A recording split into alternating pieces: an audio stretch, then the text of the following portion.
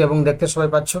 দেখো আমরা এর আগের দিন আমরা দেখো যেটা শুরু করেছিলাম তোমরা দেখতেই পাচ্ছ যে রিসার্চ অ্যাপটিটিউড। ওকে, তো এই রিসার্চ অ্যাপটিটিউডে আমরা সেকশন 1 যেটা ছিল রিসার্চের মিনিং, রিসার্চের টাইপ এবং ক্যারেক্টারিস্টিক্স এই জিনিসগুলো আমরা আগের দিন পড়ে নিয়েছিলাম। ঠিক আছে, এবং পড়ার পরে হচ্ছে কি এখান থেকে আমরা যে সাজেস্টেড এমসিকিউ গুলো ছিল এগুলো আমরা করে নিয়েছিলাম, সলভ করে নিয়েছিলাম। তারপরে দেখো 2 নম্বর যে ইউনিটটা ছিল বা সেকশনটা ছিল তার নাম ছিল দেখো methods of research, methods of research. তো এখানে আমরা ডিফারেন্ট টাইপস অফ মেথডসগুলো আলোচনা করেছিলাম এবং তার থিওরিগুলো আলোচনা করে আমরা তোমার হচ্ছে কি এখান থেকে এমসিগুলো হচ্ছে কি আমরা কমপ্লিট করে নিয়েছিলাম। আজকে আমরা যেটা শুরু করব সেকশন 3 স্টেপস অফ রিসার্চ। ঠিক আছে, এটা একটা পড়ব, তারপর এখান থেকে কোশ্চেন প্র্যাকটিস করব। দেন আমরা পড়ব section 4 thesis and article writing, কীভাবে থিসিস লেখা হয়, আর্টিকেল রিসার্চ আর্টিকেল আর কি, আর্টিকেল বলতে রিসার্চ আর্টিকেল কীভাবে লেখা হয় বা রিভিউ আর্টিকেল কীভাবে লেখা হয়। এখানে যা যা রয়েছে তার বাদেও কিছু ইনফরমেশন আরও আমি দেওয়ার চেষ্টা করব, সেটা পড়ব, দিয়ে আমরা এখান থেকে কোশ্চেন অ্যান্সার প্র্যাকটিস করব। আচ্ছা, তারপরে লাস্ট রয়েছে দেখো আরেকটা, মানে application of ICT in research. ঠিক আছে, আমরা তোমার হচ্ছে কি কীভাবে অ্যাপ্লিকেশন করব আইসিটি মানে তোমরা জানো যে ইনফরমেশন অ্যান্ড কমিউনিকেশন টেকনোলজি, সেটাকে কিভাবে আমরা রিসার্চে ইন্টিগ্রেট করব। তো এখানে থেকেও কোশ্চেন রয়েছে, তো এইভাবে আমরা করব আর কি। দিয়ে লাস্টে আরেকটা ছোট্ট টপিক রয়েছে যেটা রিসার্চ এথিক্স। তোমরা জানো যারা রিসার্চের সাথে যারা যুক্ত থাকে বা যারা রিসার্চ করে তাদের কিছু গাইডলাইন মেনে চলতে হয়। ঠিক আছে, মানে যা খুশি সে করতে পারে না, একটা এথিক্সের মধ্যে থাকতে হয়, সেটাকে আমরা রিসার্চ এথিক্স বলি। ঠিক আছে, তো সেটাও আমাদের রয়েছে, সেটাও আমরা পড়ব। ঠিক আছে, তো চলো আমরা প্রথমে এই স্টেপস অফ রিসার্চ নিয়ে আমরা আলোচনা করি। ঠিক আছে, প্রতিদিনের মতন আজকেও আমরা বাংলা ইংরেজি দুটো ভাষাই আমরা আলোচনা করব। ঠিক আছে, তো চলো আমরা শুরু করে দিচ্ছি। ঠিক আছে, দেখো প্রথমে যেটা আমাদের সামনে রয়েছে সিস্টেম, মানে তোমার স্টেপস অফ রিসার্চ। তো এখানে দেখো systemic and non negotiable sequential pipeline of scientific inquiry. Okay, তো দেখো এখানে বেসিক্যালি আমরা যেটা দেখার চেষ্টা করছি, দেখো এখানে empirical science progresses through a strict linear এবং সিকুয়েন্সিয়াল পাইপলাইন, তাই না? মানে যে কোনো একটা হচ্ছে কি তোমার সায়েন্সের যে প্রোগ্রেস সেটা একটা নির্দিষ্ট সিকোয়েন্সের মাধ্যমে সম্পন্ন হয়।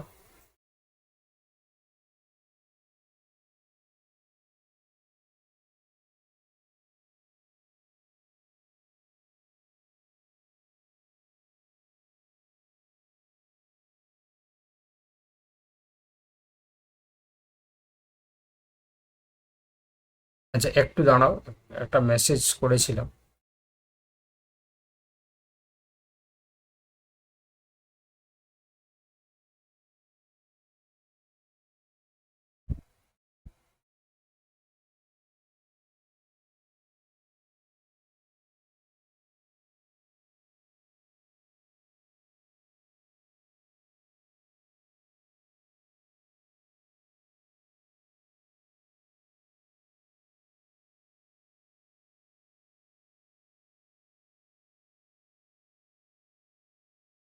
আচ্ছা, ইয়ে বলতে পারবে, ঋতুপর্ণা বলতে পারবে দুটো ক্লাস কি একই হয়ে গেছে টাইম? না তো একটা 11টা রেখেছি না, একটা 10টা একটা 11টা, তাই তো? হ্যাঁ স্যার। আচ্ছা ঠিক আছে, তাহলে কোনো সমস্যা হয়নি তো? না স্যার। ঠিক আছে, ঠিক আছে।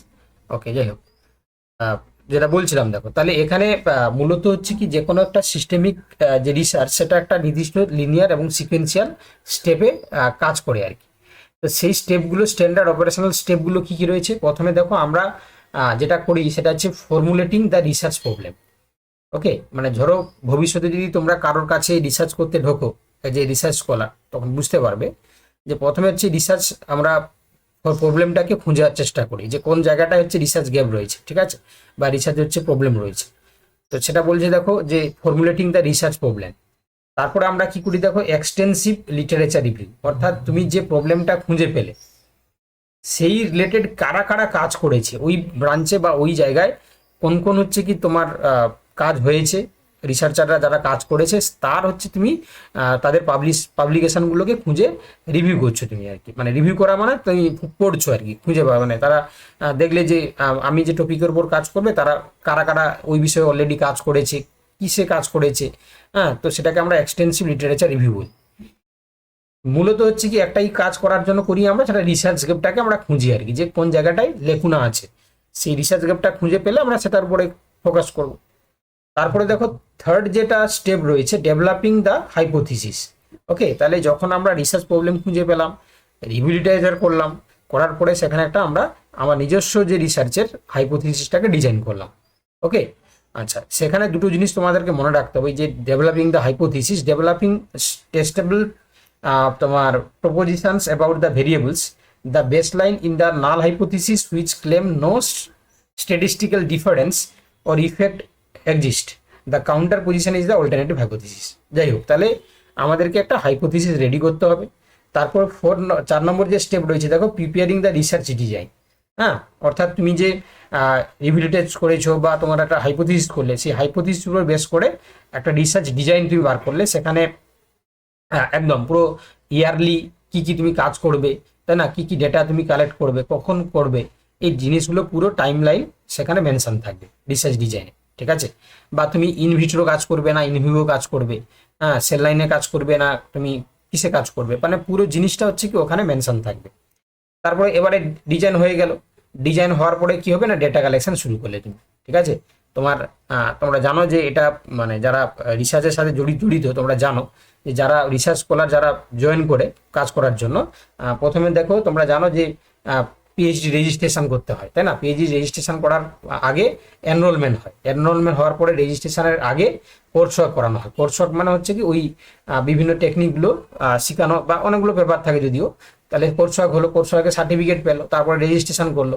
ওই রেজিস্ট্রেশনের সময় সে কি করবে না, এই যে এতটা পর্যন্ত সে দেখাবে যে তার রিসার্চ প্রবলেম কি, রিভিউ লিটারেচার কি করেছে, হাইপোথিসিস তার কি রয়েছে, এবং রিসার্চ ডিজাইনটা কি করেছে।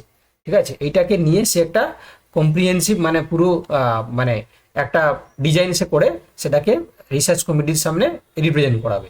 যেই রিপ্রেজেন্ট করালো, এবারে সেটা যদি হচ্ছে কি সঠিক বলে মনে হয়, তার আগে তার গাইড যিনি কাজ করাবে সে হচ্ছে কি সেটাকে পুরোটাই হচ্ছে কি তোমার ইয়ে করে দেয়, মানে অ্যাপ্রুভাল দেয়।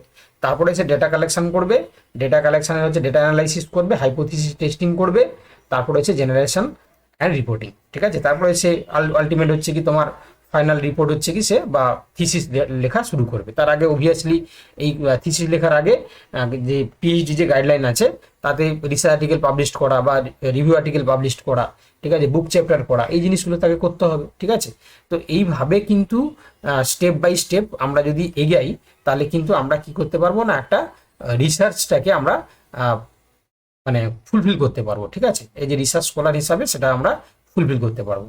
ওকে, তাহলে এই জিনিসটা আমাদেরকে মাথায় রাখতে হবে। তো এখানে বাংলাতেও তাই একই জিনিস আছে, যে প্রথমে হচ্ছে গবেষণা সমস্যা নির্ধারণ করা, তারপরে হচ্ছে কি তোমার লিটারেচার রিভিউ করা, হ্যাঁ, মানে যারা কাজ করেছে অলরেডি, তারপরে দেখো হাইপোথিসিস রেডি করা, দেন হচ্ছে কি তোমার গবেষণার নকশা বা ডিজাইন তৈরি করা, ডেটা সংগ্রহণ করা বা তথ্য সংগ্রহ করা, তথ্য বিশ্লেষণ এবং হাইপোথিসিস পরীক্ষা, আর তারপরে হচ্ছে কি সাধারণীকরণ, প্রতিবেদন লিখন, এই জিনিসগুলো করতে হবে। এবারে তোমাদের হচ্ছে কি বেসিক্যালি পরীক্ষা যেটা কোশ্চেন থাকে সেটা হচ্ছে কি তোমার স্টেপ বাই স্টেপ, মানে ধরো তোমাকে বলে দিল যে একটা আইডিয়াল রিসার্চ করার জন্য যে রিসার্চের স্টেপগুলো কি কাজ করে। ঠিক আছে, স্টেপগুলো, তো এখানে স্টেপস যদি হচ্ছে কি তোমাকে বলে, তাহলে তুমি এই স্টেপগুলোকে ফলো করবে যে কোনটার পর কোনটা আছে, তাই না। অনেক সময় ধরো তোমাকে হচ্ছে কি ভুল করার জন্য স্টেপগুলোকে একটু পাল্টে দিল আর কি। ঠিক আছে, মানে এই যে সিকোয়েন্সটাকে হচ্ছে চেঞ্জ করে দিল, তাহলে তখন হচ্ছে কি তোমার ভুল হয়ে যাবে। তোমাকে সঠিক স্টেপগুলো জানতে হবে যে কোনটার পর কোনটা। তাহলে প্রথমে আমরা রিসার্চ হচ্ছে কি প্রবলেম ঠিক করি, তারপর রিভিউ লিটারেচার করি, তারপর হাইপোথিসিস রেডি করি, তারপর রিসার্চ ডিজাইন বানাই, ডেটা কালেকশন করি, ডেটাটাকে আমরা বিশ্লেষণ করি, অ্যানালাইসিস করি, তারপর হচ্ছে কি আমরা সেটাকে সাধারণীকরণ করি বা সেটাকে প্রতিবেদন লিখি। ঠিক আছে, এই স্টেপগুলো ফলো করলে বা এইভাবে আমরা এগোলে আমরা একটা রিসার্চটাকে মানে সঠিক জায়গায় এবং ভালোভাবে সেটাকে আমরা পারফর্ম করতে পারি। ঠিক আছে, বুঝতে পারলে সবাই? বোঝা গেল? তাই তো, বুঝতে পারলে সবাই তো? হ্যাঁ স্যার। চল নেক্সট, এবার আমরা যেটা আলোচনা করব সেটা হচ্ছে কি না এখান থেকে কোশ্চেন। ঠিক আছে, এবারে দেখো তোমরা নিজেরাই বলতে পারবে আশা করি। যেটা আমি বললাম, যদি মন দিয়ে শুনে থাকো তাহলে বলতে পারবে। ফার্স্ট যে কোশ্চেনটা রয়েছে, যে গবেষণার শুরুর দিকে ধাপগুলির সঠিক যৌক্তিক ক্রমানুসারে সাজাও। ঠিক আছে, কি দিয়েছে দেখো, এই যে 1 2 করে দিয়েছে। আমি আশা করব যাতে সবাই তোমরা সঠিক উত্তর বলতে পারো।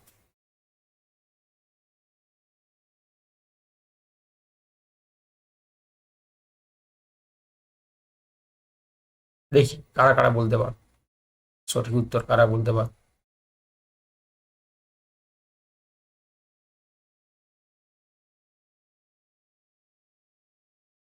আচ্ছা, সাবিত্রী বলছে ডি, বাকিরা বলো তোমরা। এই তো বড়ালাম এক্ষুনি।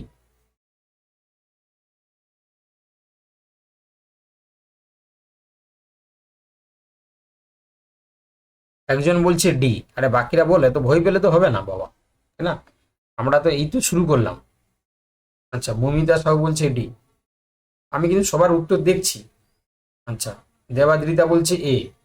আচ্ছা, সবাই ডি বলছে, শুধু দেবাদ্রিতা বলছে এ, তাই তো?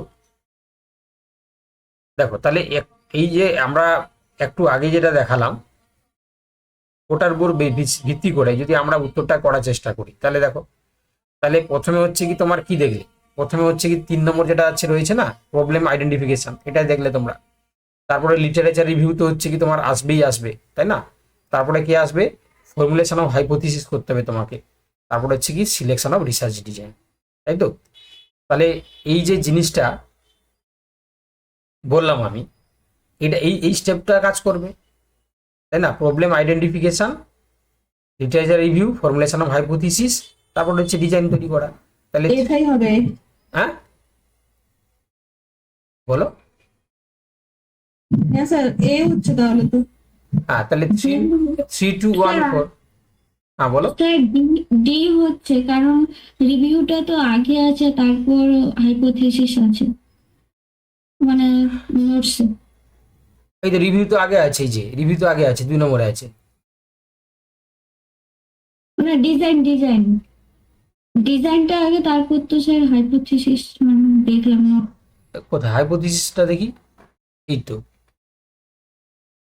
এই যে হাইপোথিসিস আছে, তারপর তো স্যার ডিজাইন। তার আগে ডিজাইন আছে, তার আগে ডিজাইন, এই যে প্রিপেয়ারিং দ্য রিসার্চ ডিজাইন। হ্যাঁ, এটাতে 4 নম্বরে আছে। আগে রিসার্চ প্রবলেম, তারপর হচ্ছে লিটারেচার রিভিউ, তারপর হচ্ছে হাইপোথিসিস, তারপর ডিজাইন, তারপর ডেটা কালেকশন। আচ্ছা আচ্ছা, ঠিক আছে স্যার, ঠিক আছে। তাহলে তাহলে উত্তর কি হলো? অপশন এটা হবে বাবা, তাই না? Option A is the right answer. চলো, কোশ্চেন নাম্বার 2 কি বলেছে দেখো। কোশ্চেন নাম্বার 2 বলেছে যে গবেষণার প্রাথমিক পর্যায়ে পুঙ্খানুপুঙ্খ সাহিত্য পর্যালোচনা করার মূল উদ্দেশ্য কি, তাই না? মানে এটি লিটারেচার রিভিউ করার উদ্দেশ্য কি আর কি। দেখো, লিটারেচার রিভিউ যদি আমরা করি, তাহলে আমরা to discover established gaps in current knowledge and avoid redundancy, অর্থাৎ বর্তমান জ্ঞানের ফাঁকগুলি খুঁজে বার করা এবং একই কাজের পুনরাবৃত্তি এড়ানো। ধরো তুমি হচ্ছে কি যদি লিটারেচার রিভিউ না করো, তাহলে ধরো সেই বিষয় যেটা তুমি কাজ করবে ভাবছো, অলরেডি যদি কেউ করে ফেলে থাকে, তাহলে তোমার পুরো হচ্ছে কি মানে পাকা ধানে মই দিয়ে দেওয়ার মতন হয়ে যাবে না? ধরো তুমি সবটা করে ফেলেছো, পরে দেখা গেল পাবলিশ করতে গেলো, যেখানে দেখা গেলো যে অলরেডি ওই কাজটা অলরেডি কেউ করে ফেলেছে, তাই না? তো এই জন্য হচ্ছে কি আমরা কি করি না, রিসার্চের ফাঁক যেমনভাবে আমরা খুঁজে বার করি লিটারেচার করার মাধ্যমে, তার পাশাপাশি একই কাজ যাতে পুনরাবৃত্তি না ঘটে যায় সেটাও আমরা এনশিওর করি। ঠিক আছে, চলো কোশ্চেন নাম্বার হচ্ছে 13। একজন গবেষক একটি শূন্য হাইপোথিসিস বাতিল বা রিজেক্ট করলেন যখন সেটি বাস্তবে সত্য ছিল, তিনি কি ধরনের ভুল বা ত্রুটি করলেন? ঠিক আছে, তিনি কি ধরনের ভুল বা ত্রুটি করলেন?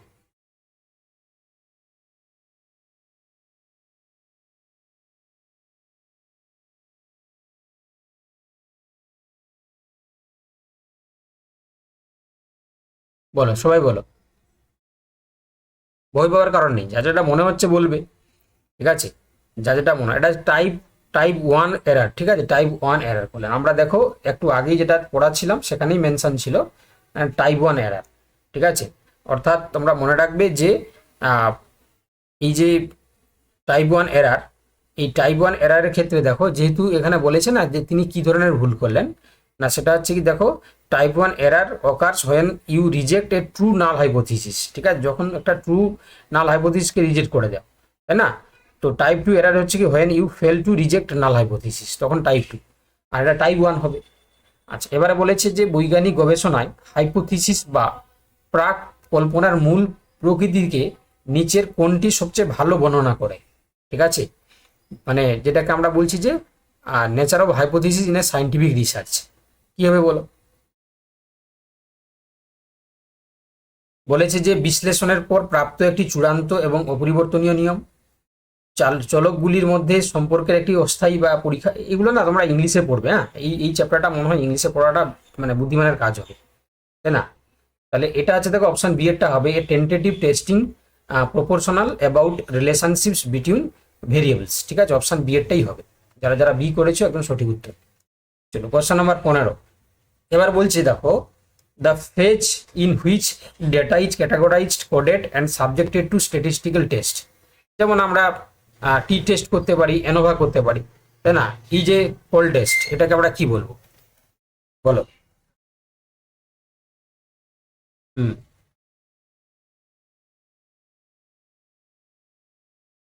তো দেখো রেজিস্টার করে নাও, রেজিস্টার। হ্যাঁ, হুম, ওই ওই ওই যেটা তোমার করা আছে ওটাই দিবে। হ্যাঁ হ্যাঁ, যেটা করেছিলে তুমি পাসওয়ার্ড রেডি সেটাই দিতে হবে। আর ভুলে গিয়ে থাকলে ফরগেটও করে নিতে পারো, দেখবে মেলে তোমার একটা লিঙ্ক চলে যাবে, মেলে গিয়ে তুমি আবার নতুন পাসওয়ার্ড তৈরি করে নিতে পারো।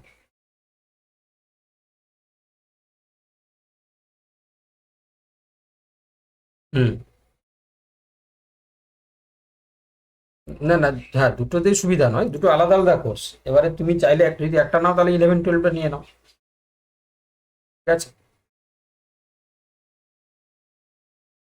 পুরোটা না হলেও হচ্ছে অনেকটাই হয়ে যাবে। ঠিক আছে বাবা, ঠিক আছে, আমি পড়াচ্ছি। হুম হুম, দেখো তাহলে এটা কি হবে কোশ্চেন নাম্বার 15টা। তাহলে যে ধাপে আমরা কি বলেছে দেখো, ডেটাকে ক্যাটাগরাইজ করি, কোডেট করি, সাবজেক্টেড টু স্ট্যাটিস্টিক্যাল টেস্ট করি, তাহলে problem definition, research design structure, data analysis interpretation, নাকি এটা হচ্ছে অপশন সি এরটাই হবে, তাই তো? অপশন সি এরটা হবে, তাই তো? ডেটা অ্যানালাইসিস করার সময় তো আমরা এই সমস্ত স্ট্যাটিস্টিক্যাল টেস্টগুলো করি, তাই তো? হ্যাঁ স্যার, সেটাই হবে। হ্যাঁ, সি এরটাই হবে। তাহলে অপশন হচ্ছে কি C is the right answer. চলো, মানে ভালো, তোমাদের ক্লাস ভালো লাগছে তো নাকি? ভালো লাগছে তো? বুঝতে পারছো তো নাকি? না ভালো লাগছে না? হ্যাঁ ভালো লাগছে, আসলে নতুন জিনিস তো একটু সময় লাগছে বুঝতে। আচ্ছা আচ্ছা আচ্ছা, ঠিক আছে চলো। এবারে দেখো সেকশন 4-এ আমরা যেটা আলোচনা করব সেটা হচ্ছে দেখো না, থিসিস এন্ড আর্টিকেল রাইটিং। ঠিক আছে, দেখো তো এখানে মূলত হচ্ছে কি যারা রিসার্চ টিচার্স, মানে যারা রিসার্চ স্কলার বা যারা রিসার্চের সাথে জড়িত, তারা হয়তো একটু ভালো এই জিনিসগুলো বুঝবে, বা না বুঝলেও কোনো অসুবিধা নেই, আমি ভালো করে বলে দিচ্ছি, কারণ আমি এগুলো নিয়ে ঘাঁটাঘাঁটি করেছি আর কি, কাজ করি আর কি যেহেতু। তো দেখো, তো এখানে থিসিস এন্ড আর্টিকেল রাইটিং এর ক্ষেত্রে ভালো করে তোমাদের শুনবে, বা তার ফরম্যাট কি বা তার স্টাইল রেফারেন্স, এই জিনিসগুলো আমি একটু তোমাদেরকে ডিটেলসে বলে দিচ্ছি। দেখো, তো তার আগে দেখো আমি সিকোয়েন্সেই হাঁটবো, যেখানে এখানে যা সিলেবাস রয়েছে। তো প্রথমে বলেছে যে academic documentation must follow standardized format to ensure clear indexing and clear cross referencing. A formal doctoral thesis is split into 3 main structure.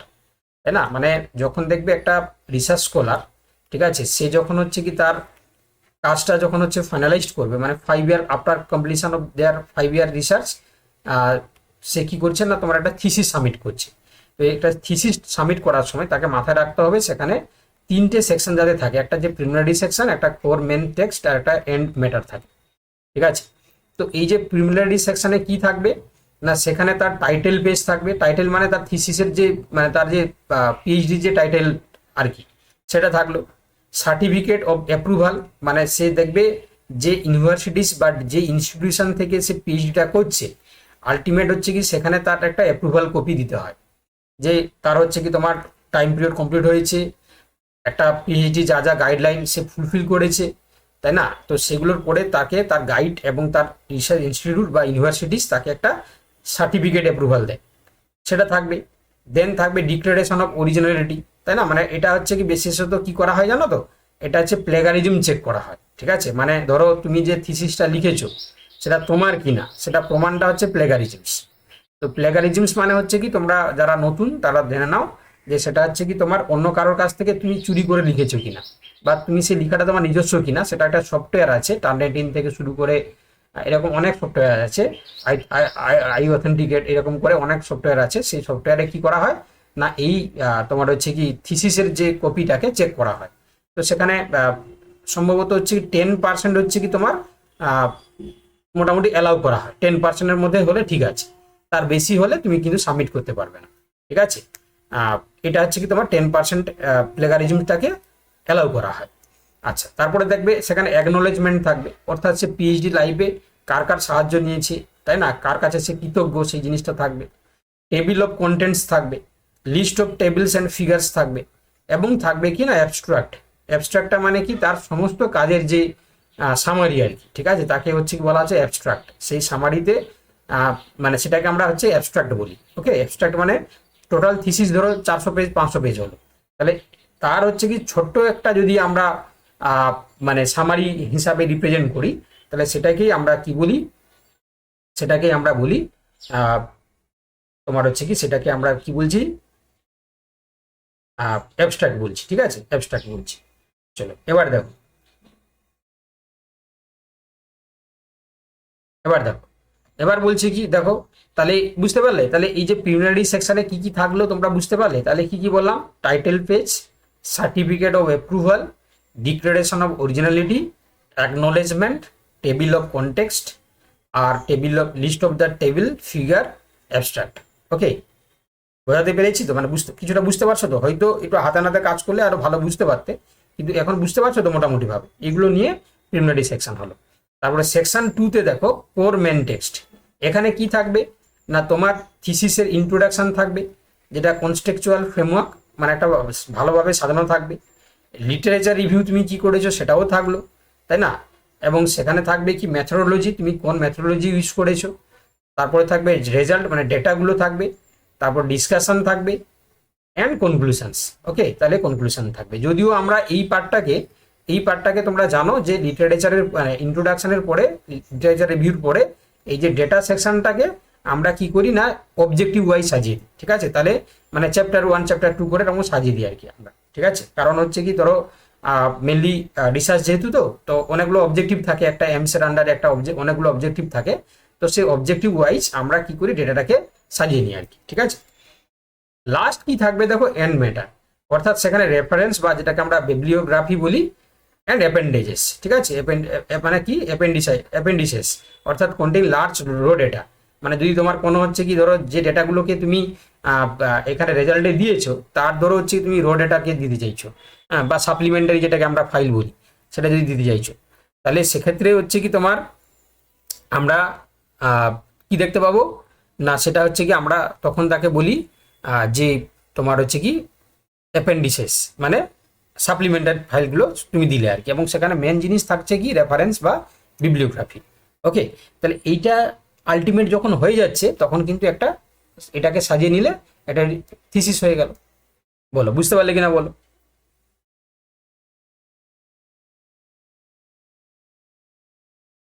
বুঝতে পেরেছো?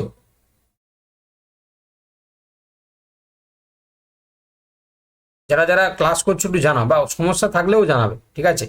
যদি তোমাদের সমস্যা থাকে সেটাও জানাবে যে স্যার এটা বলে দিন আর কি, ঠিক আছে। আমি বললাম না যে আমি এই বিষয়ের সঙ্গে যুক্ত আর কি, আমি পড়াই, ঠিক আছে। এটা হচ্ছে কি আমার হচ্ছে কি সেকেন্ড, মানে কি বলবো, পার্ট টাইম ব্যাপার আর কি, কিন্তু সেটা আমি যেটা করি সেটা হচ্ছে কি এই কাজগুলো করি আর কি। তো ওতে হচ্ছে কি এই জিনিসগুলো যদি সমস্যা তোমাদের থাকে তাহলে বলতে পারো, কোনো অসুবিধা নেই, আমি বলে দেবো। হয়েছে? চলো, তাহলে এটা হয়ে গেল কি, এই তিনটে জিনিস আমাদের মাথায় থাকবে। ওকে, তাহলে এটাকে পরপর করে সাজিয়ে ওটাকে আমরা একটা মানে বই হিসাবে বাইন্ডিং করে সেটাকে থিসিস হিসাবে জমা করি।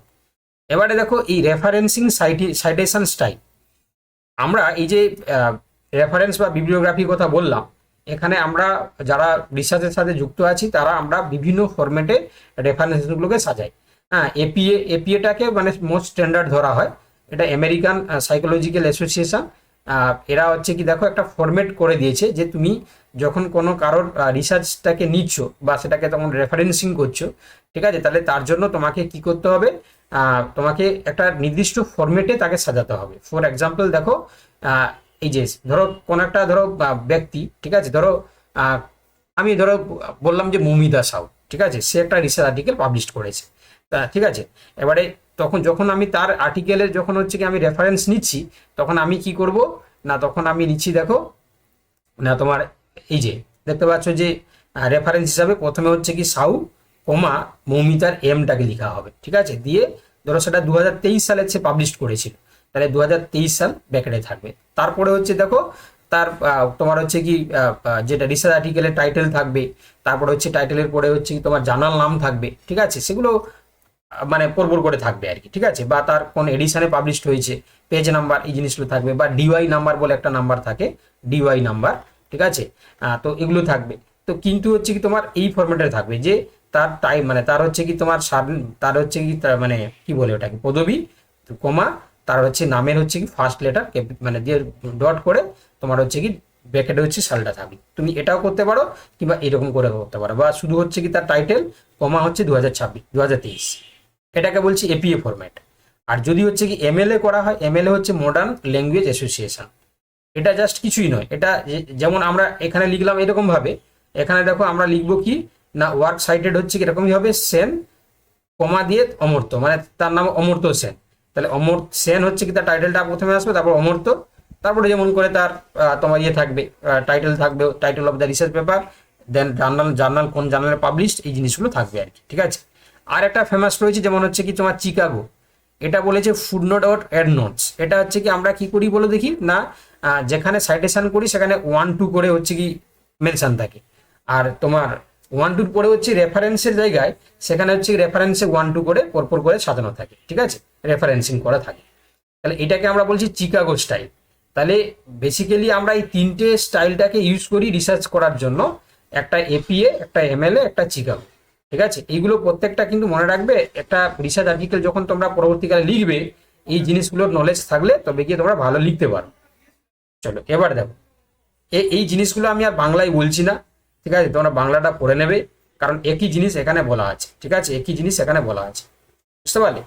চলো এবারে হচ্ছে কি আমরা কোশ্চেন অ্যান্সারটা বরং করিয়ে দিচ্ছি। দেখো কোশ্চেন অ্যান্সার ভালো করে দেখো, এখানে বলা আছে যে নিচের তোমার হচ্ছে কি এই যে বলেছে consider the following bibliography entry, Smith J and Jones M 2021, digital learning vectors, journal of educational technology.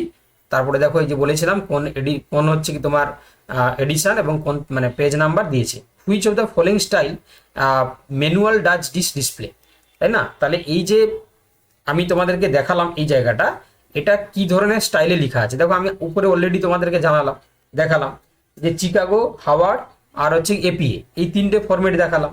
তাহলে এই যে ফরম্যাটটা সাজানো রয়েছে এই স্টাইলটা কোন স্টাইলে, তাহলে এমএলএ স্টাইল নাকি চিকাগো স্টাইল নাকি এপিএ স্টাইল নাকি হাওয়ার্ড স্টাইল, ঠিক আছে। তাহলে অবভিয়াসলি এপিএ স্টাইল, তাই তো আমরা বললাম না যে টাইটেল কমা তার নামের হচ্ছে ফার্স্ট লেটার থাকবে, তারপর হচ্ছে কি তোমার সাল থাকবে, ঠিক আছে, এটাকে আমরা কি বলছি এপিএ স্টাইল। দেখো এই ধরনের কোশ্চেনও কিন্তু তোমাদের দিতে পারে, ঠিক আছে, এই ধরনের কোশ্চেন কিন্তু দিতে পারে, ভালো করে জেনে নাও, দিলে তোমাদের সুবিধা হবে। চলো এবার হচ্ছে কি বলছে একটি in a standard thesis layout which of the following sequences represents the correct placement of core analytical sections, ঠিক আছে। যদি আমরা একটা মানে আইডিয়াল যদি একটা থিসিস বা স্ট্যান্ডার্ড থিসিস যদি লিখি, তাহলে তার জন্য যে সিকোয়েন্সগুলোকে আমরা ফলো করি, তো সেটা কি হবে। তাহলে দেখো প্রথমে তো রেফারেন্স আসবে না বাবা, তাহলে অপশন এ বাদ চলে গেল।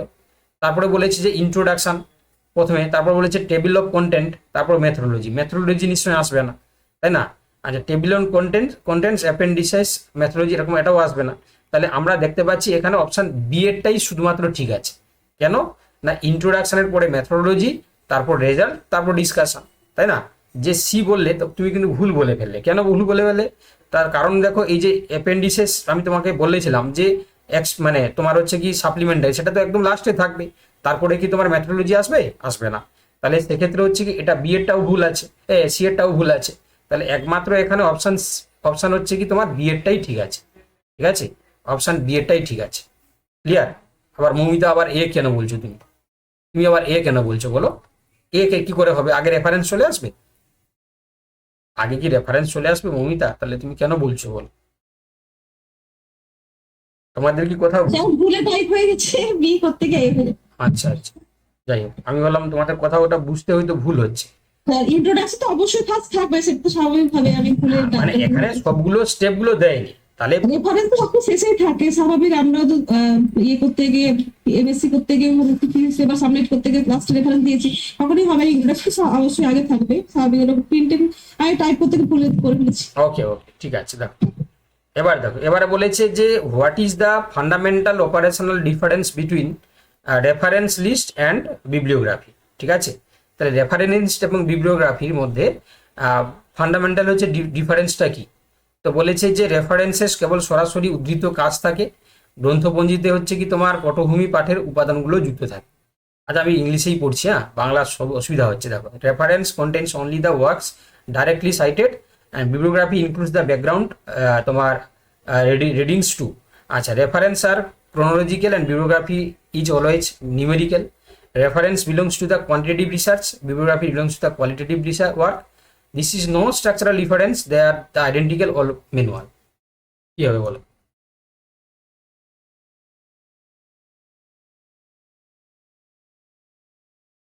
যার যেটা মনে হচ্ছে বলো না, কোনো অসুবিধা নেই, ভুল হলে তো আছি আমি।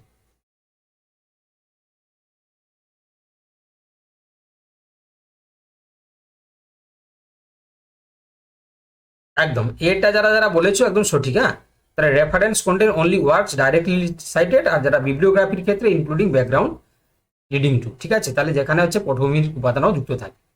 চলো, কোশ্চেন নাম্বার হচ্ছে 90, এটা তোমরা পারবে। বলছে থিসিসের পিএইচডি থিসিসের শেষে অ্যাপেন্ডিসেস বা পরিশিষ্ট যুক্ত করার প্রাথমিক উদ্দেশ্য কি? তো বলে যে to test the primary hypothesis of the research, to provide a brief summary of the main core chapters, to includes the bulky material like raw scales or questionnaires without breaking text flow, to showcase the official certificates of the academic guides. তাহলে এটা তোমরা প্রত্যেকেই বুঝে গেছো, option C এরটা হওয়া উচিত, তাই না? Option C is the right answer. তো এখানে মূল লেখনির সাবলীল প্রভাব নষ্ট না করে বড় তালিকা বা প্রভাব তোমার হচ্ছে কি প্রশ্নাবলী যুক্ত থাকবে, তাই না? তাহলে এটা কিন্তু অপশন সি এরটাই হবে, তাই তো? অপশন সি এখানে সঠিক উত্তর হবে। আশা করি তোমরা বুঝতে পেরেছো। চলো, কোশ্চেন নাম্বার 20, এবারে বলেছে দেখো যে টেক্সট সাইটেশনের ক্ষেত্রে, টেক্সটে যখন আমরা সাইটেশন করি, সাইটেশন মানে কিছুই নয়, যখন তুমি রিসার্চ মানে পেপার বা রিসার্চ আর্টিকেল বা রিভিউ আর্টিকেল যখন লিখছো, তখন হচ্ছে কি তোমার অন্য কারোর কাজের যে ডেটাটাকে তুমি সাইট করা আর কি। তো এটল হচ্ছে কি আমরা কখন ব্যবহার করি? দেখো, এটল হচ্ছে কি আমরা তখন ব্যবহার করব যখন more than two author present, বা যখন হচ্ছে কি সেখানে পার্টিসিপেট করছে, তাই না? More than two authors. তাহলে end of the following pages and others in the same location site before, নাকি ভেরিফাইড বাই সোর্স। ঠিক আছে, তাহলে এটা আমরা কি করব? তোমরা সবাই বুঝে গেছো, তাই তো? হ্যাঁ, তাহলে এটা হচ্ছে কি তোমার অপশন বি এরটা হবে, তাই না? অপশন বি এরটা হবে, তাই তো? Option B is the right answer. চলো, তাহলে আশা করি তোমরা সবাই বুঝতে পারছো, তাই তো? এখান থেকে যা যা কোশ্চেন আসবে আশা করি তোমরা সবাই পারবে, তাই না? তাও আমি একটু দেখিয়ে দিচ্ছি। দেখো, যদি একজন সাইট হয়, ধরো সাপোজ হচ্ছে কি আমি যার নাম বলছিলাম, ধরো মৌমিতা সাউ, তাহলে সাউ, ঠিক আছে, কমা 2026, সিঙ্গেল অথারের ক্ষেত্রে সাইটেশন এরকম হয়। ধরো দুজন করেছে, কে কে না, সাবিত্রী করেছে, তোমার হচ্ছে কি, আচ্ছা দুজনের সাউ হয়ে যাচ্ছে, ঈশিতা জানা করেছে আর মৌমিতা সাউ করেছে, দুজন। তাহলে তখন কি হবে? সাউ, ধরো ফার্স্ট অথার হচ্ছে কি তোমার সাউ, তাহলে সাউ অ্যান্ড তোমার হচ্ছে কি জানা, কমা দিয়ে কি হবে? কমা দিয়ে 2026। এবারে ধরো সবাই তোমরা করেছো, ফার্স্ট অথার হচ্ছে কি তোমার মৌমিতা সাউ, তাহলে কি হবে? তাহলে সাউ SAH et al full stop comma 2026। বুঝতে পারলে? মনে থাকবে তো? এটা হচ্ছে কি তোমার সিঙ্গেল অথারের জন্য, এটা দুজন অথারের জন্য, এটা যদি অথারের সংখ্যা যদি মোর দেন টু হয়ে যায়, তখন এটল আমরা ইউজ করি। এটল মানে কি? দুইয়ের বেশি, ঠিক আছে?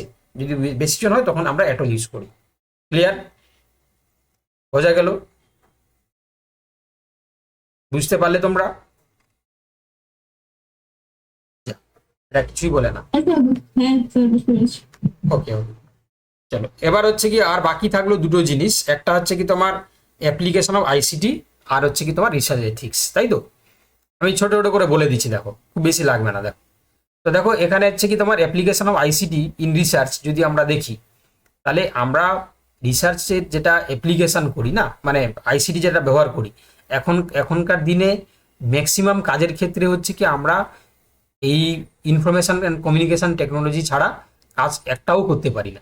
ঠিক আছে, যে কোনো তুমি ডেটা যখন কালেক্ট করছো সেটাকে তুমি অ্যানালাইসিস করতে গেলে আমাদেরকে কিন্তু এই আইসিটির হেল্প নিতেই হবে। তো এখানে বেসিক্যালি ডেটা প্রসেসিং করা বা অ্যানালাইটিং ফেজে আমাদের লাগছে, তাই না? তার পাশাপাশি দেখো এখানে আমাদেরকে রেফারেন্স ম্যানেজমেন্টের ক্ষেত্রে, তোমরা যারা জানো না তোমাদেরকে বলে দিচ্ছি, একটা সফটওয়্যার রয়েছে তার নাম হচ্ছে এন্ড নোট। এই এন্ড নোটটা হচ্ছে কি আমরা ইউজ করি, এটা অটোমেটিক্যালি কি করে না রেফারেন্সগুলোকে একটা নির্দিষ্ট ফরম্যাটে সাজিয়ে দেয়, এপিএ বলো এমএলএ বলো, মানে জার্নাল স্টাইলে। মানে তোমরা জানো যে আমাদের যতগুলো হচ্ছে কি তোমার বড় বড় কোম্পানি রয়েছে যারা জার্নালগুলোকে হচ্ছে পাবলিশ করতে দেয়, যেমন হচ্ছে কি এলজি ভায়ার, স্পিনজার, উইলি, তারপর হচ্ছে কি তোমার টেলর ফ্রান্সিস, তাই না? এগুলো বড় বড় জার্নাল আর কি।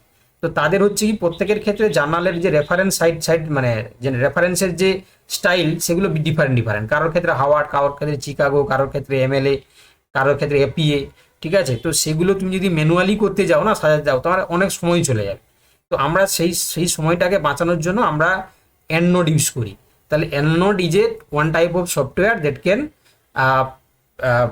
built for sequencing the all reference style, okay, according to their journal pattern. ঠিক আছে, জার্নালের হচ্ছে কি তোমার রিকোয়ারমেন্ট অনুযায়ী তারা কি করতে পারে না রেফারেন্সগুলোকে সাজিয়ে দিতে পারে। ওকে, তো এটা হচ্ছে কি আমরা নিচ্ছি আমরা এই যে বললাম তোমাদেরকে শুরুতে বলেছিলাম না যে থিসিস করতে গেলে তোমাকে তোমার অরিজিনালিটি প্রমাণ করতে হবে। তো অরিজিনালিটি প্রমাণ করতে গেলে তোমাকে কি করতে হবে না, তাকে প্লেগারিজম ডিটেক্ট করতে হবে। প্লেগারিজম মানে যে তুমি অন্য কোনো থার্ড পার্টির কারো কাছ থেকে তুমি চুরি করে ডেটা মানে তথ্যগুলোকে লিখেছো কিনা, সেটা আমরা তো এই অরিজিনালিটি প্রমাণ করার জন্য প্লেগারিজম করতে হবে। তাহলে প্লেগারিজম ডিটেকশন যে সমস্ত হচ্ছে কি তোমার সফটওয়্যার রয়েছে, টার্নিটিন যেটা বললাম, বা তোমার হচ্ছে কি তোমার আই অথেন্টিকেট বললাম, তাই না? এরকম অনেক বাজারে এরকম অনেক কিছু হচ্ছে কি সফটওয়্যার রয়েছে। তাহলে এইগুলো হচ্ছে কি professional software, we can use them to detect the plagiarisms. ঠিক আছে, আমরা প্লেগারিজমটাকে ডিটেক্ট করার জন্য ওই সমস্ত সফটওয়্যার ব্যবহার করি। আচ্ছা, তারপর হচ্ছে দেখো স্কলারলি আইডেন্টিফাইস অ্যান্ড মেট্রিক্স। তো এটা কি জিনিস দেখো, ওরসিড বলে একটা আইডিয়া আছে। হ্যাঁ, ওরসিড আইডি, ওরসিড হচ্ছে open researcher and contributor ID. এটা 16টা ডিজিটের হচ্ছে কি একটা নাম্বার রয়েছে। আচ্ছা, এর পাশাপাশি তোমাদেরকে আর একটা জিনিস বলে দিচ্ছি, একটা রিসার্চ করতে গেলে গুগল স্কলারের অ্যাকাউন্ট খুলতে হয়। গুগল স্কলার, যদিও এটা খুলতে গেলে তোমার একটা রিসার্চ আর্টিকেল লাগবে। রিসার্চ গেট বলে একটা আছে, রিসার্চ গেট, এগুলো সব হচ্ছে কি তোমার ওয়েবসাইট আর কি, মানে ওয়ান টাইপ অফ ওয়েবসাইট। এগুলোতে আমরা আমাদের যে বিভিন্ন যারা রিসার্চার, যারা এই সমস্ত কাজগুলো করে, তাদের একটা এখানে একটা অ্যাকাউন্ট বানায়, ওই অ্যাকাউন্টে তার রিসার্চগুলো থাকে। সেখানে এইচ ইন্ডেক্স, আই ইন্ডেক্স, মানে তার কতগুলো সাইটেশন পেয়েছে, কারা সাইটেশন করেছে, এই সমস্ত তথ্যাবলীগুলো স্টোর থাকে। আর এইটা যেটা বললাম ওরসিড আইডি হচ্ছে কি এমন একটা আইডি যেখানে হচ্ছে কি তোমার পাবলিশিং সমস্ত হচ্ছে কি যে মানে তোমার হচ্ছে বলতে পারো যে রিসার্চ, সেগুলো কিন্তু এই জায়গাগুলোতে স্টোর থাকে। এবং তোমার এই আইডির মাধ্যমে তোমার যে রিসার্চের আইডেন্টিফিকেশন বা তোমার যে তুমি কোন ইনস্টিটিউশনে কাজ করো, ঠিক আছে, এই জিনিসগুলো হচ্ছে কি তোমরা ওখানে কিন্তু খুঁজে পাবে বা দেখতে পাবে। ঠিক আছে, এগুলো তোমরা জানি না তোমরা কেউ রিসার্চ স্কলার আছো কি না। যদি রিসার্চ স্কলার হও তাহলে তোমাদের কাছে এগুলো জল ভাত আর কি। ঠিক আছে, তো বা যদি ভবিষ্যতে যদি তোমরা পিএইচডি লাইনে যাও বা রিসার্চ করতে যাও, তাহলে তখন কিন্তু এই জিনিসগুলো তোমাদেরকে করতে হবে আর কি। ঠিক আছে, চলো এবারে হচ্ছে কি তাহলে আমরা কোশ্চেন অ্যান্সার এখান থেকে করে নিই। এখানে বলেছে যে দেখো যে which of the following ICT tools are specifically engineered for the organization, store and automated generation of citation formats like AP and MLA. ঠিক আছে, তাহলে এই যে দেখতে পাচ্ছ যে অটোমেটিক্যালি হচ্ছে কি তোমার জেনারেট হয়ে যাবে, কি হয়ে যাবে না তোমার হচ্ছে সাইটেশন জেনারেট হয়ে যাবে। তো এটা বলেছে এসপিএসএস, এসটিএটিএ, টার্নেটিন অ্যান্ড আরকান্ট, তারপর হচ্ছে তোমার মেডারলি বা তোমার জস্টেরো, নাকি এনভিভো, আর হচ্ছে কি তোমার তোমার atlas.ti। আমি জানি তোমাদের ক্ষেত্রে এই জিনিসগুলো হয়তো নামগুলো হচ্ছে কি একটু খটোমটো লাগছে, আমি জানি, কারণ এইগুলো হচ্ছে কি যারা রিসার্চ করে তারাই শুধু শুনেছে আর কি, ঠিক আছে। তো এবারে তোমাদের তো লাগবেই, কিছু করার নেই, কারণ তোমাদের পরীক্ষাতে এই ধরনের কোশ্চেন দেয়, তো এবারে তোমাকে শিখতে হবে। তো এখানে দেখো, এখানে আমাদেরকে বলেছে যে অটোমেটিক্যালি কি করছে না, তোমার সাইটেশন জেনারেট করে দিচ্ছে, তাই না। তাহলে এটা হচ্ছে কি তোমার একটা দুটো সফটওয়্যার রয়েছে, এটা হচ্ছে অপশান সি। হ্যাঁ, এটা মনে রাখবে, মেন্ডেলি এবং হচ্ছে জোটেরো, ঠিক আছে, এই দুটো সফটওয়্যার এরা কি করছে না, তোমার অটোমেটিক্যালি এরা সাইটেশন জেনারেট করতে পারে, ঠিক আছে। মানে রিসার্চ করার সময় সাইটেশন, ধরো তুমি কোনো একটা লেখা লিখেছো, ওই লেখাটা কোন কথার আগে অলরেডি সে লিখেছিল বা বলেছে আর কি, সেই অনুযায়ী ও খুঁজে বার করে দেবে যে, এবং সাইটেশনটা বসিয়ে দেবে। চলো, এবার দেখো সৎগঙ্গা, এটাও তোমরা নামটা সবাই হয়তো শোনোনি।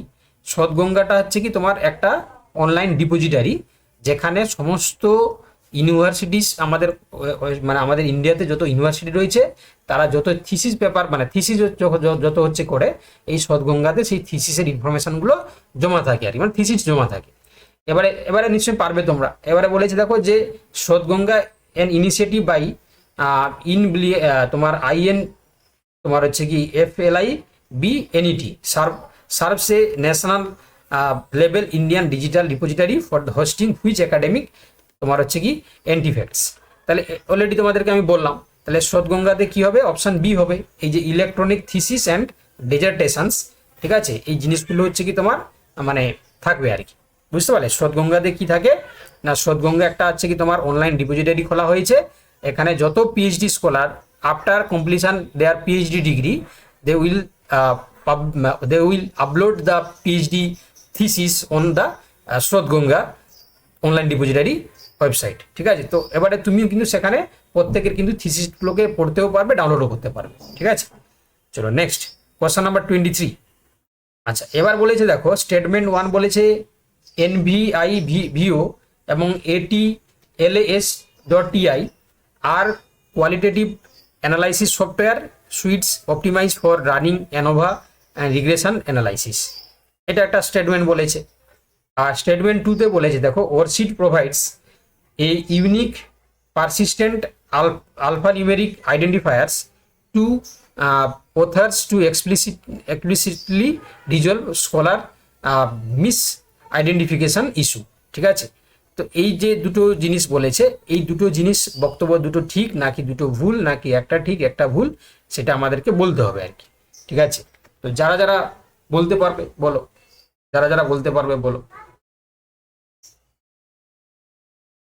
যদি মানে পারো। দেখো আমি অলরেডি ওয়ার্কশিটের কথা তোমাদেরকে কিন্তু বললাম, ওয়ার্কশিট কি জিনিস সেটা কিন্তু তোমাদেরকে বললাম।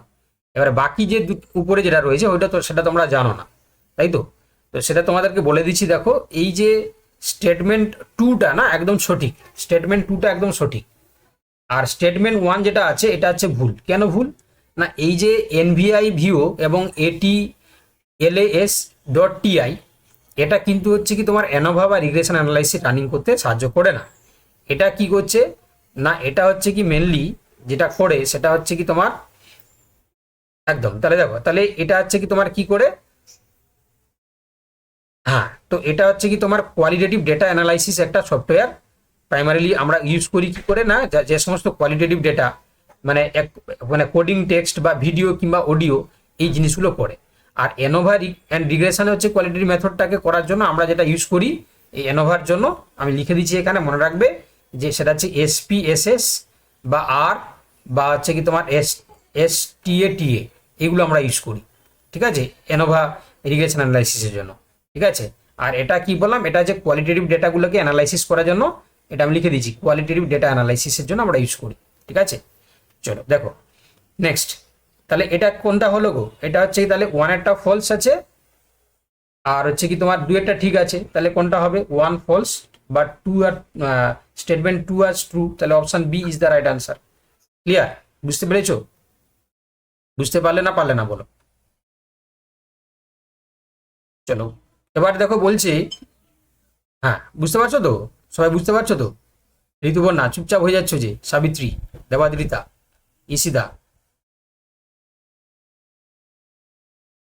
আচ্ছা ঠিক আছে, চলো। বলেছে দেখো যে which of the following software application is utilized for detecting plagiarisms and similarly index in research manuscript, তাই না? তো এটা হচ্ছে কি বলছে দেখো, মানে ওয়ান টাইপ অফ হচ্ছে কি প্লেগারিজম ডিটেক্টিং সফটওয়্যারের কথা বলেছে আর কি, তাই না? প্লেগারিজমকে ডিটেক্ট করে দেবে, তাই না?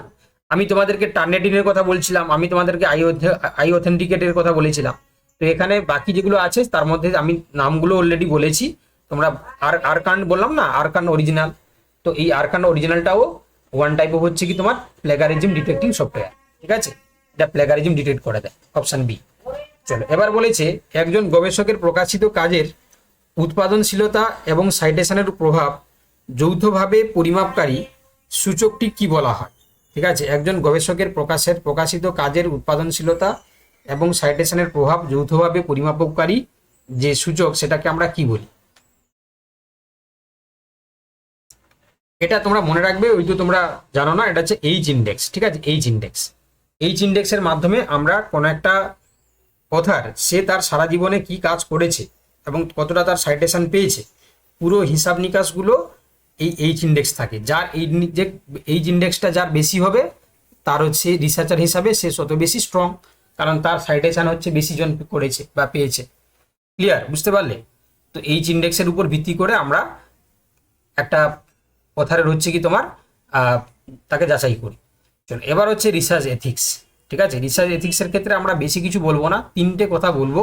এই তিনটে কথা মাথায় রাখলে কি তোমাদের কিন্তু সমস্ত জিনিসটা হয়ে যাবে। আমি প্রথমে শুরুতেই বলেছিলাম প্রত্যেকটা মানে প্রফেশনে যারা যারা রয়েছে প্রত্যেক মানুষের কিন্তু একটা নিজস্ব এথিক্স আছে, তাই না? এমনি আমাদের হিউম্যান এথিক্সও রয়েছে, তোমরা জানো। তো সেরকমভাবে রিসার্চ করতে গেলে কিছু জিনিস আমাদেরকে মেনে চলতে হয়। তার মধ্যে একটা হচ্ছে ফেব্রিকেশন, একটা রয়েছে ফলসিফিকেশন, একটা হচ্ছে প্লেগারিজমস। অর্থাৎ এই ফেব্রিকেশন মানে কি, মানে জালিয়াতি করা আর কি। ধরো তুমি কোনো একটা ডেটা অন্য কারো কাছ থেকে বা কোনো একটা মানে রিডিং বা রেজাল্ট কারো কাছ থেকে চুরি করে নিয়েছো।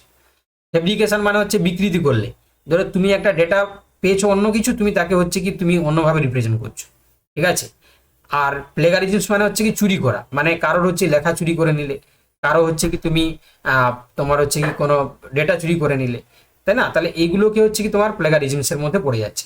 তাহলে এই জিনিসগুলো করা যাবে না, মানে এই তিনটেকে হচ্ছে কি আমাদেরকে অবভিয়াসলি মানে স্ট্রিক্টলি হচ্ছে কি আমাদেরকে অ্যাভয়েড করে থাকতে হবে, ঠিক আছে? একটা হচ্ছে কি তোমার ফেব্রিকেশন মানে তথ্য জালিয়াতি করা, আর একটা হচ্ছে ফলসিফিকেশন মানে তথ্য বিকৃতি করা, আর হচ্ছে প্লেগারিজমস মানে সাহিত্য চুরি করা, তাই না? এই তিনটে কোনোভাবেই করা যাবে না যদি তুমি এজ এ রিসার্চ স্কলার হও বা তুমি যদি রিসার্চের কাজে যদি যুক্ত হও, ঠিক আছে? এবার হ্যাঁ, কিছু ক্ষেত্রে আমরা করতে পারি, যেমন হচ্ছে সেলফ প্লেগারিজমস।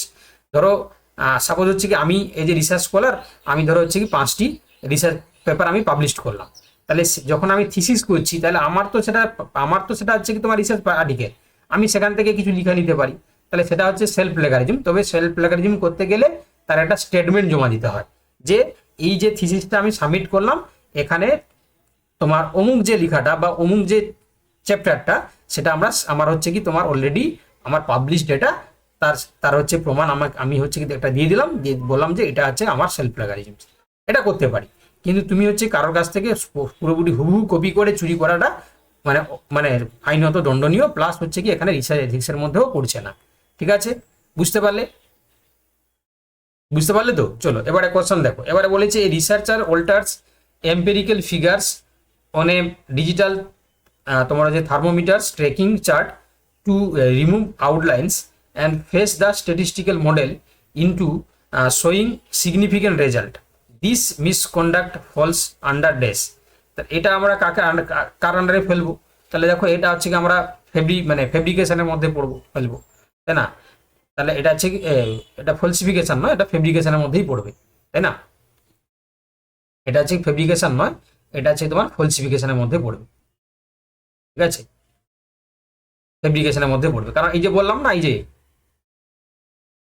এই দেখো ফেব্রিকেশন হবে না, এটা হচ্ছে তোমার ফলসিফিকেশনের মধ্যে হবে, সরি এটা সি এরটা হবে। এই তো দেখো, কারণ এখানে বলেছে না যে যখন হচ্ছে দেখো তুমি জার্নাল থেকে দিলে, জার্নালের একটা সফটওয়্যার আছে তার নাম হচ্ছে ডিজিটাল থার্মোমিটার, ও কি করছে না সেটাকে অ্যানালাইসিস করে নিচ্ছে। অ্যানালাইসিস করে দেখে নিচ্ছে যে তুমি কার কাছ থেকে করেছো, তাহলে সেটা হচ্ছে তোমার এই যে ওলট পালট করেছো বা কিছু আংশিক হচ্ছে কি তুমি ঘেঁটেছো, তো সেটাকে বলা হচ্ছে কি ফলসিফিকেশন। চলো কোশ্চেন নাম্বার হচ্ছে 27, বলছে যে the practice of using one's own previously published research text figure or ideas a new manuscript without acknowledging or citing the prior publication is characterized as, সেটাকে আমরা সেলফ প্লেগারিজম বলি না, এটাকে আমরা কি বলি, পূর্ববর্তী প্রকাশনার কোনো উল্লেখ বা সাইটেশন ছাড়াই নিজের আগে প্রকাশিত যেটা হয়েছে তাকে আমরা সেলফ প্লেগারিজম বলি। চলো কোশ্চেন নাম্বার হচ্ছে কি 28, বলেছে দেখো যে আচরণগত গবেষণায় জড়িত মানব অংশগ্রহণকারীর অধিকার, নিরাপত্তা, মানসিক সুস্থতা রক্ষার জন্য কোনো প্রাতিষ্ঠানিক কাঠামো থেকে চূড়ান্ত ক্লিয়ারেন্স বা অনুমোদন নেওয়া বাধ্যতামূলক, তাই না? মানে এটা তোমাদেরকে বলে দিচ্ছি, ধরো তুমি কি নিয়ে কাজ করছো না, তোমার অ্যানিমেল নিয়ে কাজ করছো, বা তুমি ধরো হচ্ছে কি তোমার মানে গিনিপিগ বা তুমি মাইস মডেল, বা তুমি ধরো হচ্ছে কি তোমার এই সমস্ত জিনিস নিয়ে কাজ করছো, তাহলে তোমার অবভিয়াসলি কি করতে হবে না, সেটা হচ্ছে কি তোমাকে এই যে ইনস্টিটিউশনাল রিভিউ বোর্ড বা রিসার্চ এথিক্স কমিটির কাছ থেকে পারমিশন নিতে হবে, ঠিক আছে? তাহলে option B is the right answer. Okay, তাহলে কোনো একটা নিরাপত্তা যখন হচ্ছে ক্লিয়ারেন্স না পাওয়া পর্যন্ত সেটা কিন্তু হচ্ছে কি সেটা পাবলিকেশন করতে পারবে না। ধরো তুমি কোনো একটা রিসার্চ কন্ডাক্ট করেছো এই যে অ্যানিমেল মডেলে, তাহলে সেটা যখন তুমি পাবলিশ করতে যাচ্ছ, যারা জার্নাল তোমাকে কিন্তু ধরবে যে তুমি রিসার্চ মানে অ্যানিমেল যে তোমার এথিক্স যে গাইডলাইন সেটাকে তুমি ফলো করেছো তো, তাহলে তার এবং তার একটা সার্টিফিকেট থাকে, নাম্বার থাকে, সেই নাম্বারটা তারা কিন্তু চায়। চলো কোশ্চেন নাম্বার 29, বলেছে যে in research methodology inventing completely non-existent data sources or experimental outcomes out of then thin air and recording them, okay, এই যে রিয়েল ইজ টার্মলেসনেস, এটাকে আমরা কি বলি? যদি বলছে গবেষণায় পদ্ধতিতে কোনো বাস্তব পরীক্ষা ছাড়াই সম্পূর্ণ কাল্পনিক অস্তিত্বহীন তথ্য বা ফলাফল তৈরি করে রিপোর্টে তুমি আসল বলে সেটাকে তুমি দিয়ে দিলে, তাকে আমরা কি বলবো? তাকে আমরা কি বলবো? একদম, তাকে আমরা কি বলবো না, ফেব্রিকেশন বলবো, ঠিক আছে? চলো লাস্ট, এবারে বলেছে যে according to the university grand commission, ঠিক আছে, a academic integrative what is the maximum permission limit of the similar index allowed for the thesis script to passing the initial screening, ঠিক আছে? তাহলে আমি তোমাদেরকে শুরুতে বলেছিলাম যে তোমার হচ্ছে কি থিসিস পাবলিশ করতে গেলে ইউজিসির একটা গাইডলাইন আছে, তার একটা পার্সেন্টেজ অফ দ্য সিমিলারিটি তুমি কিন্তু রাখতে পারো, তার বেশি রাখতে পারবে না। কত বলেছি আমি, কত বলেছিলাম গো? আপ টু 10%, 10%-এর মধ্যে রাখতে হবে, ঠিক আছে? তার বেশি হয়ে গেলে কিন্তু তোমাকে রিটার্ন ব্যাক করে দেবে যে বাবা তোমার হচ্ছে কি কাজে লোকের কাজ তুমি হচ্ছে কি সাইড করে মানে লিখে ফেলেছো, তুমি নিয়ে যাও আবার ঠিক করে দিয়ে জমা করো, ঠিক আছে? তোমাকে হচ্ছে আবার রিসাবমিশন করতে হবে, ঠিক আছে? তো এই জন্য আগে আমাদেরকে জেনে নিতে হবে যে কাজটা আমার কত পার্সেন্টেজ সিমিলারিটি রয়েছে, এটাকে বলা হচ্ছে কি তোমার এই যে তোমার কি বলে না প্লেগারিজম ইন্ডেক্স, ঠিক আছে? তো এটা আমরা করে নিয়ে দেখাতে বা সিমিলারিটি ইন্ডেক্স, ঠিক আছে?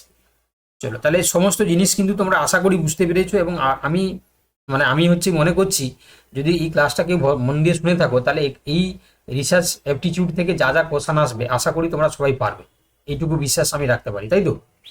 এইটুকু বিশ্বাস তোমাদের উপর আমি রাখতে পারি, ঠিক? যা এরা কিছুই বলে না। ওকে।